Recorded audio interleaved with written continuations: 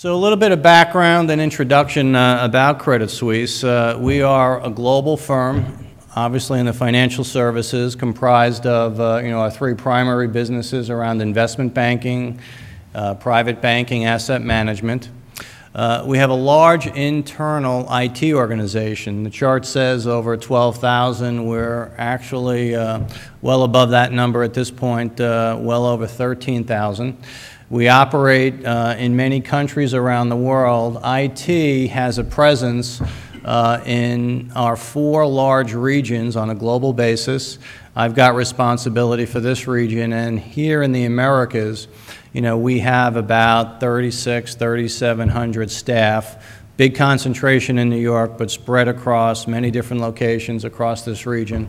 No different than the rest of the regions that the slide talks about.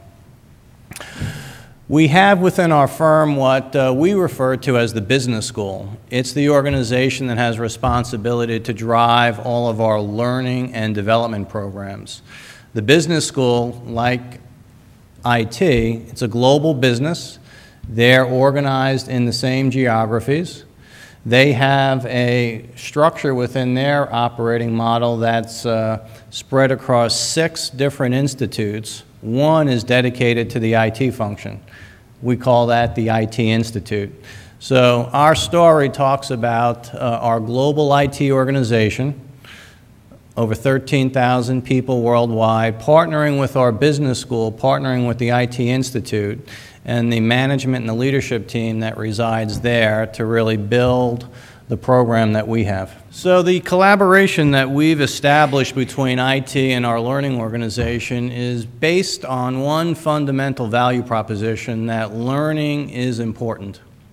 We've really focused on that as one of our big opportunities and one of our big focus areas, and we've embedded that in our recruiting philosophy.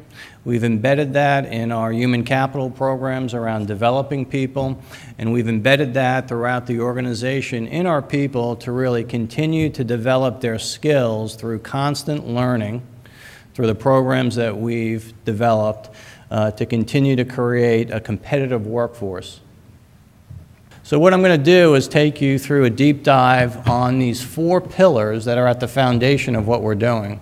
The first one is on our governance model. What the slide here is showing you on the far left is how we've organized our IT division on a global basis. We have our management committee model where our global CIO chairs and sponsors that program. I'm a member of that committee, and it has all of the senior leaders that run the global IT organization at the table. Below that, you see a human capital committee. We've taken a subset of our senior management committee, and we've created a human capital committee. And their job is to focus on human capital. And you're going to see more about what that means, but it's at the heart of our people, it's at the heart of recruiting, it's at the heart of developing, and it's at the heart of training our people. We've created a global learning committee that again is comprised of the senior leaders on the IT side focused on learning to really align the global objectives that we have with the change that we're driving in IT and where we need to make investment in our people to make sure that our priorities are aligned. On the other side of the page is what we've done with the internal partnerships that we've developed with our learning organization, but not only them, with the other parts of our global human resources organization. We've tied and we linked our recruiting program at the campus level, at the lateral recruiting level, and at the business school level with the IT Institute to really come together and form this partnership. And not only does our model integrate learning, it does the roles that drive those other programs. You'll see some slides as I go on of the linkage that we've now developed in our learning program to career development. The tie-in has become so strong you can't talk about one without talking to the other, and that happens in many different segments on that wheel. iDrive has become a brand name at our company. We developed that as part of our program very specifically because we've instilled in our employees the importance of our employees taking on an individual responsibility to help drive their career. Hence the name iDrive. The third pillar gets into the real partnership model between the business school and IT. On the left, you see a lot of the duties and a lot of the expectations that we have of our partners in the business school. We rely on them for subject matter expertise. We rely on them for consultation. We rely on them to know the latest and greatest of the techniques and the tools. We rely on them to talk to our managers in IT to understand what they're doing, what their needs are, and to bring that knowledge back. On the right, we have taken a very proactive position within the IT division to really own learning equally from a business point of view. We spend equally as much time on this topic as our colleagues in the business school, in human resources, and we've brought that leadership from the IT division to really now work in partnership with the business school in every aspect of our planning and implementation program. On the bottom are some of the things that our business school does within themselves as a division. They've got a robust program and a robust strategy that extends across our firm, across all the institutes, and they bring that here in the IT Institute, and we're able to leverage that in all the things that we're doing in the IT world. Then the fourth pillar, where I'll spend most of my final slides talking about, is on that job family program. And we put this in place, which has now become the anchor and the foundation of all the learning that we've done. We've created 11 job families that talk about the different types of roles and careers that we have in our firm around the world in technology. There's one that is very focused on management. The other 10 are focused on all the specialist roles that you have in technology, whether it be infrastructure roles, applications development. Now, what we've done to make this model real, we've assigned global job family heads. These are senior people in IT that are very good at what they do, that have a specialist in the area that we've asked them to lead. So every job family has a global job family lead. Each of those global job family leads were asked to now appoint regional job family leads. So we have a regional focus. Again, that's the tie-in of our execution model. So 11 global times 4, we've got 44 regional job family leads that really are part of this program. And beyond that, there's a virtual organization that we've tapped into to really drive subject matter expertise to bring in the product specialists in region, because we've built on this program not only learning, but recruiting, development, mentoring, and so on and so on. So it's really become a foundation of what we're building on our human capital framework. But our leaders in IT, working with our partners in the business school, are focused on learning maps, which you'll see in a second. Career development, that's the tie-in. You can't talk about learning without people wanting to know what's in it for me. And they quickly take a conversation to career progression, career advancement. The word promotion comes up so often about, so if I do this, I can get promoted. No, but you'll be better off to demonstrate your abilities for promotion advancement. And collaboration. One of the other big goals that we had given our global job family leads was to build communities. We saw the value of now having this framework in place because we have all our 13,000 plus employees mapped to a job family. And we've built communities around the job family construct at the regional level to bring like-minded people together to share experience and knowledge. So this theme of community building and event planning is part of what they're doing to get that knowledge sharing happening.